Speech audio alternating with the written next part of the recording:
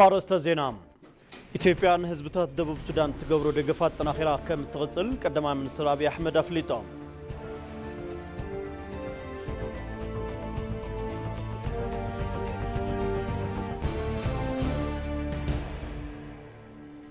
አዲስ አበባ ማእከል ኢንዱስትሪ ንምግባር ፈጠራ ናይ ምብርትታዕን አፍረይቲ ምድጋፍን ስራሕ ይስራሕ ከም ዘሎ ተገሊጹ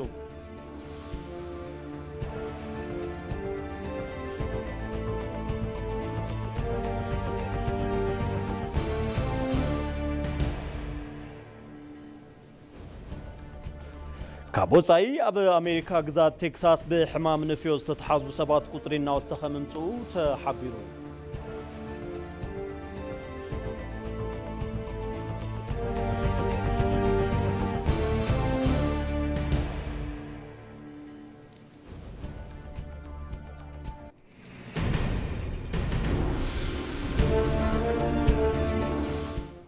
አዲስ አበባ ካብዝ መደብሩ ስቱዲዮ ኢቲቪ ዕዙዝ ሰላምታና ተቀበሉ ክቡራት ተከታተልቲን ሎሚ ዕለተ ሰኑይ 29 መጋቢት 2017 ዓ.ም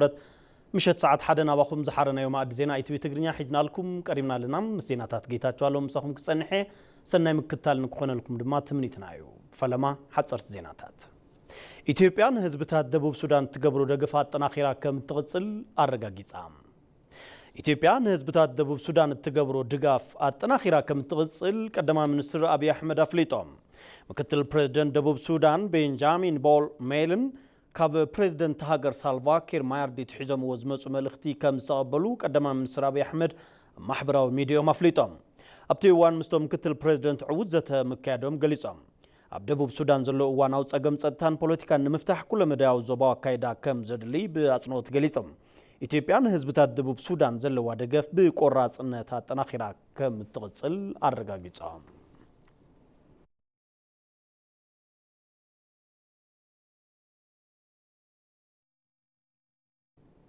ኣብ አዲስ አበባ ማእከል ኢንዱስትሪ ንምግባር ፈጠራ ናይ ምብርትታዕን አፍረይቲ ምድጋፍን ስራሕ ይስራሕ ከም ዘሎ ከንቲባ አዳነች አቤቤ ገሊጸን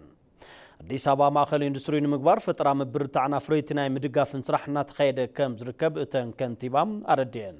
እተን ከንቲባ ማሕበራዊ ሚድያን ከም ዝበልኦ ብብርኪ ከተማ ኢትዮጵያ አዲስ አበባ ተፍሪ ኤግዚቢሽን አፍረይቲ ኢንዱስትሪታት 2017 ዓ.ም ሎሚ ኣብ ዓለም ለኸ ማእከል ኮንቬንሽን አዲስ ተጀሚሩ እተን ከንቲባ ኣብቲ እዋን ዓውዲ አፍረይቲ ኢንዱስትሪታት ፈለማ ጠመተ ካብ ዝተውሃቦም ዓውድታት ኢኮኖሚት ሓደ ምዃኑ ገሊጸን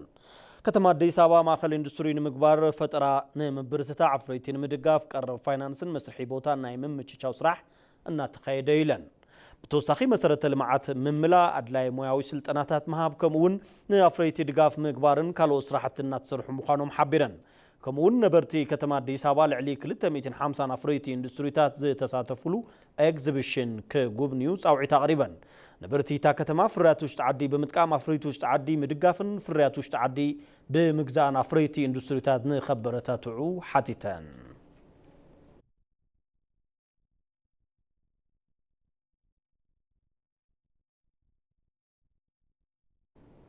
عودي حرشا مزمان وحسنا مقبي نمرقات زقبر صعري زحقزيو كبلو دكتور قرما منتي حبيرام عودي حرشا مزمان وحسنا مقبي نمرقات زقبر صعري كم زحقز منستر حرشا دكتور قرما منتي قليصم هاقر لخا مرها قبري سلطنا كإلت لمعات سو ميا حرشا بكتما كومبولشات جميرو أبتي مجمري سنسرعات ترخبو منستر قرما منتي ببرك هاقر 70,000 سراحتنياتات لمعات أبيا كم زلو العلم لمعالتي دما حدا شحن 300 زخونو سراحتنياتات لمعات طابيا سلطنا ممحيش درجه بعلي كم زجمرو صريحهم وحسنا مقبي نمرقات عود حرشا مزمانن بفلطات كدقف مقبارني يقبا زبلوتو منسر نسراحتنياتات حرشا طابيا زوهاب سلطنا تطناخيرو كم زقصل املاقيتهم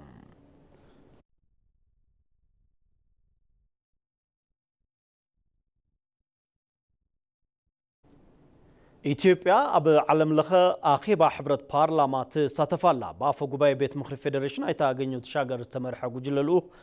ቤት ምኽሪ ፌደሬሽንን ፓርላማን ኣብ ከተማ ኡዝቤኪስታን ታሽከንት እናተኻየደ ዝርከብ መበል 150 ዓለም ለኸ ሕብረት ፓርላማ አይፒዩ እናተሳተፉ ይርከቡ ኣብቲ መድረኽ ኢትዮጵያ ወኪሎም መደረ ዘስምዑ ኣፈ ጉባኤ ኣይታገኘው ተሻገር ኢትዮጵያ ኣብቲ ሕብረት ዘለዋ ምሕዝነት ኣጠናኺራ ንምቕጻል ቆራጽ ምዃና ገሊጾም ن2030 زلاق المعات عوتات نممزقاب زملكتو مأكلات عالم الخمت حوار كتناخرو صاوعي تقريبا إثيوبيا نسلام المعبالن ببركي هاجر زيكونس ببركي عالم قاهدين مقبار كابو 2030 زلاق المعات عوتات أجندا 2063 زي تتأمر هاجر أو المعات تلمي وصيان نصر حتى ركبيلهم كمون سعنتو كليما ولوتين متصوارن وحسنا مقبي نمرقاقاتن لعلي 4 بليون فلسطات بمتكال البروغرام حملواي أسر عود سراح مسرحة مزرابهم كابتي بيت مخري زي ترقب حبريتام أردي اللهم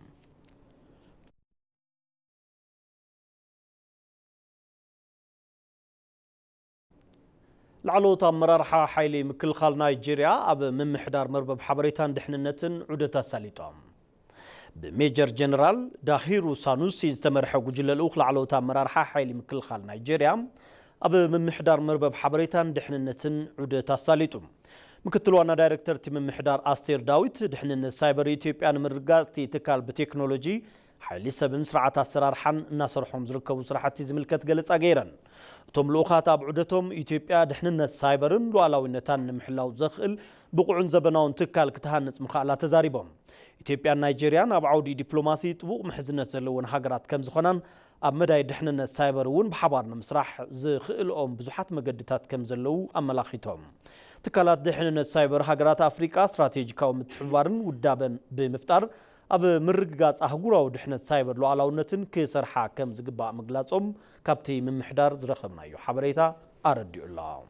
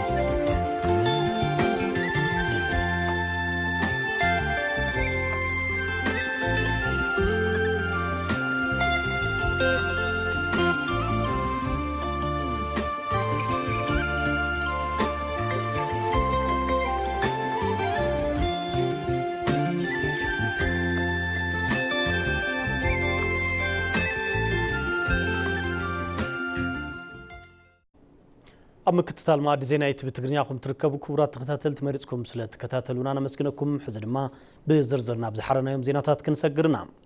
كومشن هاجر وزتي إثيوبيا بكل الأمحار الناس سالتوا أبزلوا أجندة نايمت خاب مدرخ نقص علي هاجر وزت زخون إتاوت كابوم تجلسهم تساتفتيت مدرخ بوجنهم كومشن هاجر وزت زحزو علامة شتو كوك عم كبار الجامم كم زوات سوار اليوم مول برهان قرماي كوميشن هاجراوي زتا عب إثيوبيا مسارتها بسخون قدات نزفترو أفلالي حساباتن زي مردات مخنياتهم بمزنعتن بهزباو زتا بمكاب عبتهم استفلي قدات هاجراوي زتا بمسلات نا هاجراوي مردا متشو خنتات نمفتاريو تاتايشو قد مثل استعامتها ستتايشه اتكوميشن بركز بالو سرحتات اب استفلاليو خبابيتات هاجرنا زوجنن تخون قدمي توسنو معلتاتون اب كل الامحاره اجندا نمكام مدرخ خفيتو ايو اب تستخفت مدرخ مركز بالو نبرت كل الامحاره استرخبون تخون حربኛ سلام نمخانون قالات يوم የመመካከር የሰላም አርበኛ ለመሆን ቃል እገባለሁ عبت مدرخ ترخيبهم مدرس سمعوا وانا كوميشنر كوميشن هاجراوي زت إثيوبيا بروفيسور مسفن رايون بمغنيات كينات زيغاتات حزون واغان خفلو كم زلو غاليصوم نزوي كم مسارتون مفتاح زتا وسان غدا كم زلو አረዲኦም يوم በመላው ሀገራችን መሰረታዊ ጉዳዮች ላይ የሐሳብ ልዩነቶችና ለመግባባቶች እየሰፉ በመምጣታቸውና እነዚህንም ልዩነቶች አመላ ሀገርና አብ መሰረታዊ ጉዳያት ዝተልዓሉ አፈላላይ ሐሳባትን ዘይ ምርድዳትን እናሰፍሑ በመምጾም ነዚዮም ዘይ ምርድዳት በመማረጽ ኃይልን መፍታሕ ብዝተገብረ ጻዕሪውን ህዝብታት ዋጋ ከፊሎምዮም እናኸፈሉውን ይርከቡ በሚሊዮናት ዝቁጸሩ ህፃናት ትምህርቲና ተኸታተሉ አይኮኑን ዘለው ደቂ ኣንስትዮን ኣዴታትን ብምኽንያት ኩናት ኣዝዩ ኣጸጋሚ ኣብ ዝበሃል ኩነታት እየን ዝርከባ ብርክት ዝበሉ መንእሰያት እውን ሕልሚ ለውጢ እናሃለዎም ናብ ጫካ ንምእታው ተገዲዶም እዮም ብቐሊሉ ዘይግመት ንብረት እውን ዓንዩ እዩ ብርክት ዝበሉ ዜጋታት እውን ብምኽንያት ኩናት ህይወቶም ስኢኖም እዮም ተሳተፍቲ እቲ መድረኽ ዝኾኑ ነበርቲ ክልል ኣምሓራ እውን ኮሚሽን ሃገራዊ ዘተ ኢትዮጵያ ሃገር ከም ሃገር ክትቅጽል ዝገብር ኮሚሽን ምዃኑ ኣልዒሎም ስራሑ ዕውት ክኸውን ኣብ ምግባር ብጽሒቶም ከም ዝዋጹ ኣረዲኦም እዮም ይህ ኮሚሽን ሲዋቀር እንግዲህ በርካታ ሀገር ፈተና ውስጥ እንደወደቀች ታሳቢ ተደርጎ እዚ ኮሚሽን እንትጣይሽ ከም ዝፍለጥ ኣብ ሃገርና ዘለው ዘይምርዳእት መሰረት ገይሩ እዩ ከም ሃገር ዝሕሸ ተሓሳስባን ዝሕሸ ግንዛበን ተታሒዙ ሃገር ከም ሃገር ንኽትቕጽል ዝገብር ስለ ዝኾን ኮሚሽን ሃገራዊ ዘተ ኢትዮጵያ ዝበለጸን ዝሕሸን ሓድነት ዝጠናኸረሉ መድረኽ ከም ዝኸውን ተስፋ ኣለኒ ሰላምና ሰላም ይመጣን ብዬ ገምታለሁ ለምን ከመማከር ከመነጋገር ከመገናኘት ሰላም ከመጽ ዝብል ተጽቢት ኣለኒ ንምንታይ ካብ ዘተ ካብ ምርዳእ ብዙሕ ረብሓ ስለዝመጽእ ካብ ኩናት ረብሓ የለን እንትርፎ ኪሳራ ካብ ዘተ ግና ረብሓ ጥራይ ዘሎ ስለዚ ኩላትና ዕውት ንኽኸውን ኣብ ምግባር ብጽሒትና ንዋጻእ ምክክር ሁሉንም ፋይዳ ዘተ ብዙሕ ረብሓ ከም ዘለዎ ይእመን ብዘተ ጸገማትና ከም ዝፍትሑውን እምነት ኣለኒ ዘተ ዕውት ንኽኸውን ዘይረዳድኡ ጉዳያት ምፍላይ ላይ ምዃኑ ዝሓበሩ ፕሮፌሰር መስፍን ኣርኣያ ነቲ ሓደ ሰዓራይ ነቲ ካልእ ተሰዓራይ ምግባር ረብሓ ከም ዘይብሉ ኣረዲኦም እዮም ግጭቶች በዘላቂነት እንዲፈቱ ተነጋግሮ ቅድም ጓደኞቼ እንዳሉት ተደማምጦና ተመካክሮ ጎንጽታት ብዘላቅነት ንክፍትሑ ምድምማጽን ዘተን ወሳኒ ግደ ኣለዎ ካሊእ መማረፂ የብሉን ንዘተውን ዘይተረዳዳእናሎም ጉዳያት እንፈልየሎም ኣብ ኣጀንዳታት እውን ምርድዳእ ኣድላዩ እዩ ካብዚ ወፃኢ ዘለውና ኣካይዳታት ሕዚ እውን ነቲ ሓደ ሰዓራይ ነቲ ካልእ ድማ ተሰዓራይ ምግባር ጊዜያዊ መፍትሒ ይህብ ይኸውን እምበር ካብ ዘለናሉ ጸገም ኣየናግፈናን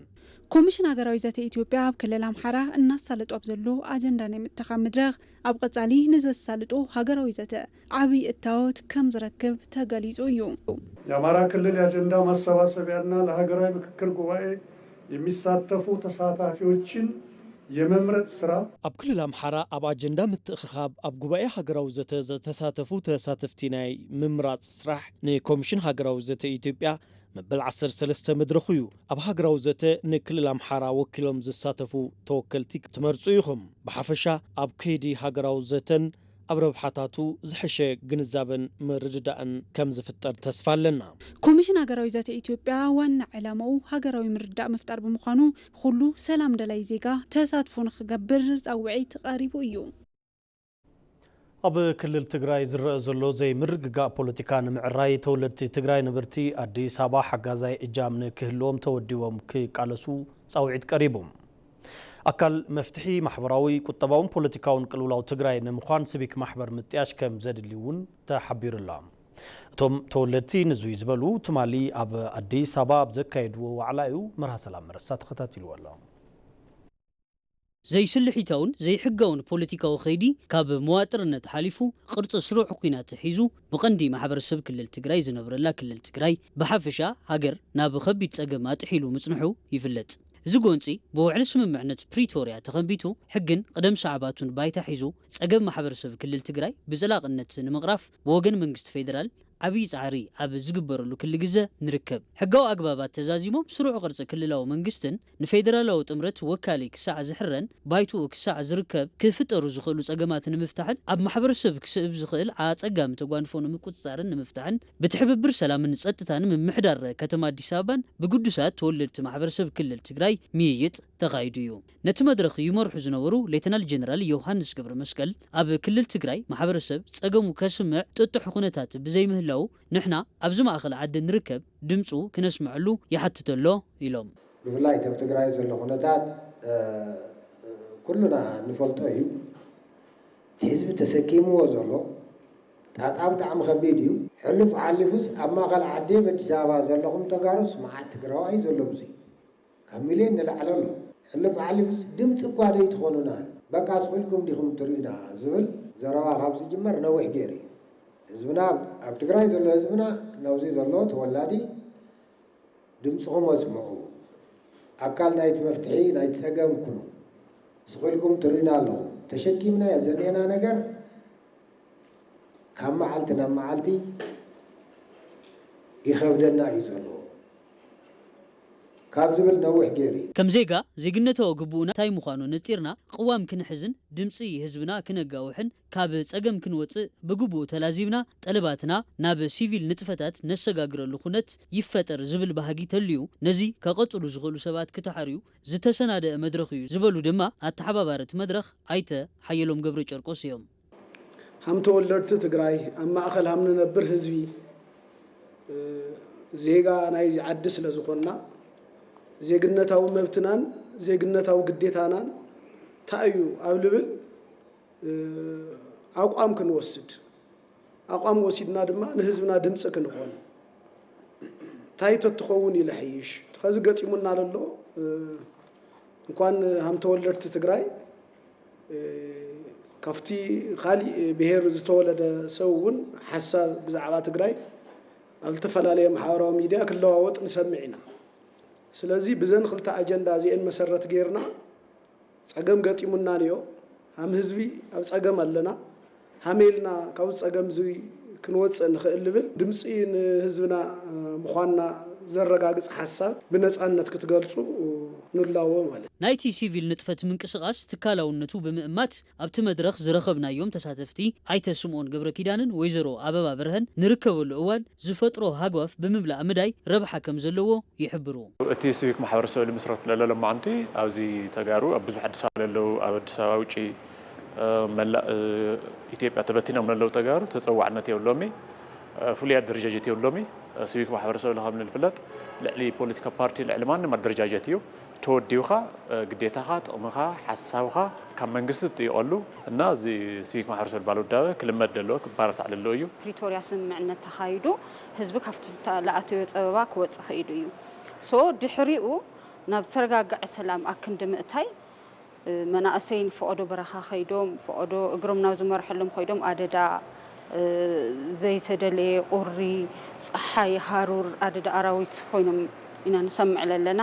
ኣዴታት እውን ፈቆዶ ንሪኦ ኣለና ኣብዚ ብፍላይ ኣዲስ ኣበባ ተፈናቒለን መፅአን ቆልዑ ሒዘን ይንከራተታ ኣለዋ ኣቦታት ከምኡ ኣብ ዘይፈልጥዎ ሽግር ኣትዮም ክንዲ ማሕረሶም ክንዲ ስርሖም ማለት እዩ ኣብ ፀገም እዮም ዘለዉ ሶ ነዚ ድማ ተኣዩ ክግበር ዘለዎ ድብል ሓሳብ ክንርኢ ከለና ሲቪክ ማሕበራት ወሳኒ እዩ መንግስቲ ኣብ ማሕበረሰብ ክልል ትግራይ ክበጽሕ ዝደልዮ ምንም ዓይነት ሓሰያ ከም ዘየለ ወይዘሮ አበባ የረጋግጻ ተኽኢሉ ኳዳኣስ ተረጋጊዑ ኣብ ጎኒ መንግስቲ ፌደራል ኮይኑ ድምፁ ከስምዕ ከም ዘለዎ በዘጋጣሚ እዚ ሓሳብ ይቀርብ ነቲ ሲቪክ ንጥፈት ንምምራሕ ብሓፈሻ 5 ሰባት ተሓርዮም ኣለዉ أبز حلفو شوعة عمتات أب هنسة ديجيتال كتبات صراحتن أب بايت عزوز وطيت ترقبو من صراحتي كم تفصمو يقلص نزيز مرح استراتيجيك لتشحن إسران حامشن وصيو نات صرحة كم ركبون يحبر نزي نممراح استراتيجي ديجيتال إثيوبيا كل تشحن إسران حامشن تحنصيصو نات صرحة يركب بريو برهانة توستخلوا إثيوبيا بغلطوف الناتلواوط يمص مزلو ديجيتال عالم نممعرراي بقدامنت الناسرحت لهم كابتركب عودسات سججر ديجيتال قطبا حدايو استراتيجي ديجيتال إثيوبيا إسران حموشن بمحنزاز نامريت زوردو عمامات النافصمت تركب بزحات عودسات كابتلو مدا سرارحان اتححزا سنداتن ناب ديجيتالاوي ويدما ICT ماخل زغبره سرعات እናተሰጋገራ ይርከባ ትካላት ጥዕና ትካላት ትምህርቲ ትካላት ፍትሕን ትካላት እቶትን ካልኦትን ዝህብኦ ግልጋሎት ካብ ምግልባጥ ሰነዳትን መዛግብትን ወረቐት ናብ ዲጂታል መስርሕ እናተሰጋገረ ኣብ ዝርከበል እዋኒና ነረከብ ካብ 2010 ናብዚ ኣብ ዘለው 7 ዓመታት 500 ዝኾኑ አገልግሎት መንግስቲ በዲጂታል ቴክኖሎጂ ተደጊፎም ዝወሃብሉ ስርዓት ተዘርጊሑ ነዚ ድማ 2010 ዓመተ ምህረት ናብ ሓላፍነት ዝበቕዐ በቀዳማይ ሚኒስትር አብይ አሕመድ ዝምራሕ ናይ ለውጥ መንግስቲ ዝሃቦ ጠመተን ዝወሰዶ መምሐይሽ ስጉምትን ተጸራሒ ውጽኢት እናተረኸቦ እዩ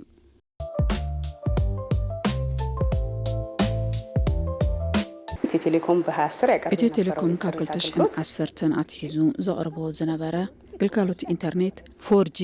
ኣብ ውስናት ቦታታት ከተማ አዲስ አበባ ጥራሕ ነይሩ። ኣብ አዲስ አበባ ጥራሕ ተደሪቱ ዝነበረ ቅልጡፍ ግልጋሎት ኢንተርኔት 4G ሕዚ 500 ከተማታት ተበጻሕቲ ኮይነን ኣለዋ። በ2010 2010 ዓመተ ምህረት ወይ ድማ 2018 ዓመተ ምህረት ፈረንጂ 17 ሚሊዮን ተገልገልቲ ሞባይል ኢንተርኔት እዮም ነይሮም። ሕዚ ድማ 45 ሚሊዮን ተጠቀምቲ ኢንተርኔት ኣለዉ። ካብ 4G ግልጋሎት ብተወሳኺ ሃገርና ተወዳዳሪት ካብ ምግባርን ተጠቀምቲ ሓድሽቲ ቴክኖሎጂ ንኽትኮን 50 ወለዶ ግልጋሎት ሞባይል ወይ ድማ 5G ዝተጀመረውን ኣብዚ እዋን ለውጢ እዩ። መንግስት የቴሌኮም ዘርፉን ሊበራላይዝ ማድረጉ መንግስቲ ዘፈር ቴሌኮም ሊበራላይዝ ምግባሩ ተወዳዳሪ ክኸውን ገይርዎ እዩ። ካብ ኢትዮ ቴሌኮም ተወሳኺ ሳፋሪኮም መጽዩ ንሕብረተሰብ ዘድልዩ ዝተፈላለዩ መማርጽታት ተኣታትዮም እዮም። ዲጂታላዊ ክፍሊት ተኣታትዩ እዩ። ምስ ዲጂታላዊ ክፍሊት ተታሒዙ ዲጂታል ንግዲ ወይ ድማ ኢኮሜርስ ብልዑል ዓቐን እናተሰርሐሉ እዩ ዘሎ። ኣብ ህንጸት ዲጂታል ኢኮኖሚ ጭቡጥ ለውጢ ወይ ድማ ስግግር እናተኣናገዱ ካብ ዝርከቡ መዳያት ዝውውር ገንዘብ ወይ ድማ ዲጂታላዊ ዝውውር ገንዘብ ሓደ እዩ። ነዚ ከብረህልና ዝኽእል ሓደ ኣህዛዊ መረዳእታ ንመልከት። ኣብ 2012 ዓመተ ምህረት ዲጂታል ዝውውር ገንዘብ 50 ቢልዮን ብር ነይሩ። እዚ ዲጂታላዊ ልውውጥ ገንዘብ 2017 ዓመተ ምህረት 9.7 ትሪልዮን ብር በፂሕሎ። ኣብ 2016 ዓመተ ምህረት ልዕሊ 26600 ከፈልቲ ግብሪ ብኤሌክትሮኒክስ ስርዓተ ክፍሊት ብባንክን ብቴሌብርን 94 ቢልዮን ብር ክፍሊት ግብሪ ንሚኒስተር እቶት ፈጺሞም እዮም። 2012 ዓመተ ምህረት ዕላው ዝኾነ ስትራቴጂ ዲጂታል ኢትዮጵያ 2025 ንምዕዋት ካብ ዝትግበሩ ዘለው ዋኒናት ዲጂታል ሃገራዊ መለለይ መንነት ሓደ እንትኸውን ዛጊድ ልዕሊ 12 ሚሊዮን ዜጋታት ተመዝጊቦም ዲጂታል መለለይ መንነት ሒዞም እዮም። ጎና ጎኒ ዝርግሐ ንህንጸት ዲጂታል ቁጠባ ዝውዕል መሰረተ ልምዓት ቴክኖሎጂን ቴሌኮምን ስትራቴጂ ዲጂታል ኢትዮጵያ 2025 ናብ ባይታ ንምውራድ ዝሕገዝ ሓይሊ ሰብ ንምድላው ኢኒሽቲቭ ስልጠና 5 ሚሊዮን ኮደርስ እናተዋሃበ ይርከብ።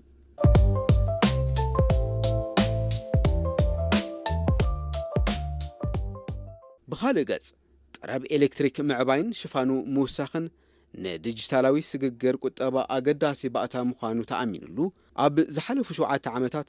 1382 ቀረብ ኤሌክትሪክ ዘይነበረን ኣናእሽተይ ከተማታት ተጠቀምቲ መብራህቲ ኮይነን እየን። ካብዚ ብተወሳኺ ኣወሃባ ኣገልግሎት ብቴክኖሎጂ ዝፍጸም ክኸውን ብትኹረት ተሰሪሑ እዩ። ምትእትታው ዲጂታላዊ ክፍሊት ኣገልግሎት ኤሌክትሪክ ኢትዮጵያ ከም ሓደ ምርኣያ መውሰድ ይከኣል። የዛሬ 7 ዓመት ላይ አንድም ደንበኛችን ገንዘቡን በዲጂታል አማራጭ መክፈል አይችልም ነበር። ከም ሎሚ 7 ዓመት ዓማዊልና ገንዘቦም ብዲጂታል አማራጭ መክፋል ኣይኽእሉን ነይሮም። እዚ ዓብይ ምርኣያ እዩ። ሎሚ ግና ካብ ዘለውና 5.1 ሚሊዮን ዓማዊል እቶም 9.8 ሚታዊ ገንዘቦም ናብ ጸገም ከይተሳጥሑ በአግባቡ ኣታው እናገበሩ እዮም። ብምዃኑ ድማ ትካልና እውን ዓብይ ረብሓ ረኺቡሉ እዩ። ከም ሃገር እውን እዚ ዓውዲ ዝዘመነሉ ምስ ዝተፈላለዩ ትካላት ምስ ቴሌኮም ካልኦት አማራጭታት ዲጂታል ምስ ዝህቡን ትካላት ሓቢርና እናሰርሕና ኢና። እዚ ዝለዓለ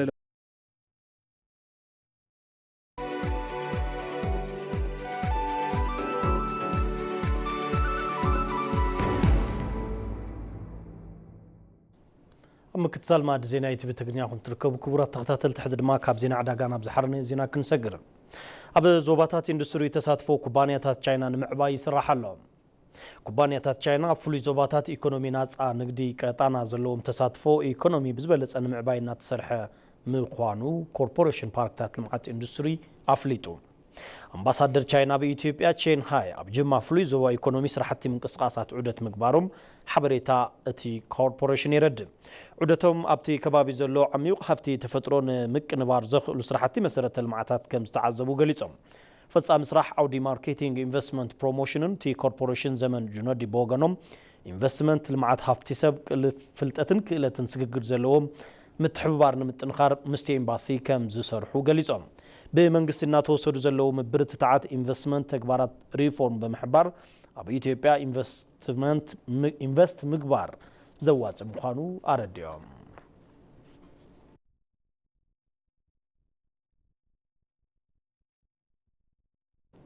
አሞዳታ ዜና ወጻይ ኣብ ኣሜሪካ ግዛት ቴክሳስ ብሕማም ንፍዮ ዝተተሓዙ ሰባት ቁጽሪ እናወሰኸ ምምጽኡ ተሓቢሩ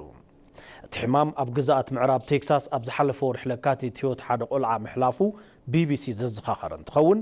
ኣብዚ ሕዚ እዋን እውን ሓደ ቆልዓ ብሕማም ንፍዮ ህይወቱ ከም ዝሓለፈ ተገሊጹ ዲፓርትመንት ግልጋሎት ጥዕና ቴክሳስ ከም ዝሓበሮ ኣብ ወርሒ ለካቲት መወዳእታ ክታበት ሕማም ንፍዮ ከም ዘይተኸተበ ቆልዓ ምሟቱ ብምሕባር እዚ እውን ኣብ ግዛት ኣሜሪካ ብውሽጢ 10 ዓመታት ስጋኣት ሕማም ንፍዮን ተጋጥም ንፈለመ እዋን እዩ ተባሂሉ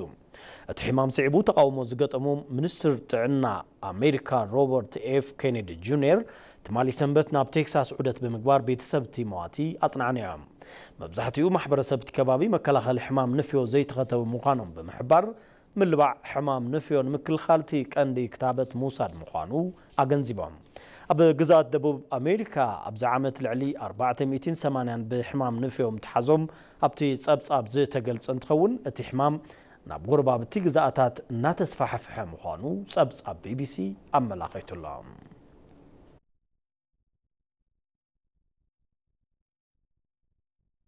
ክቡራት ተኸታተልቲ ዜናዊ መሰናዶታትና ቀድሚ ምዝዛምና ቀንዲ ነጥብታትና ክንዘኻኽረኩም ኢትዮጵያ ንህዝብታት ደቡብ ሱዳን ትገብሮ ደገፍ አጠናኺራ ከም ትቕጽል ቀዳማይ ሚኒስትር አብይ አሕመድ አፍሊጦም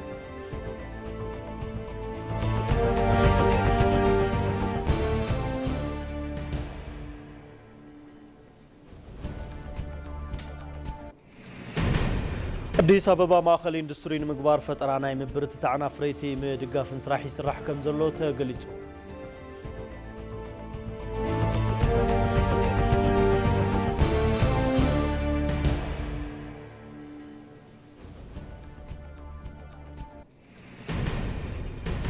አሜሪካ ግዛት ቴክሳስ በሕማም ንፍዮ ዝተተሓዙ ሰባት ቁጽሪ እናወሰኸ ምምጽኡ ተገሊጹ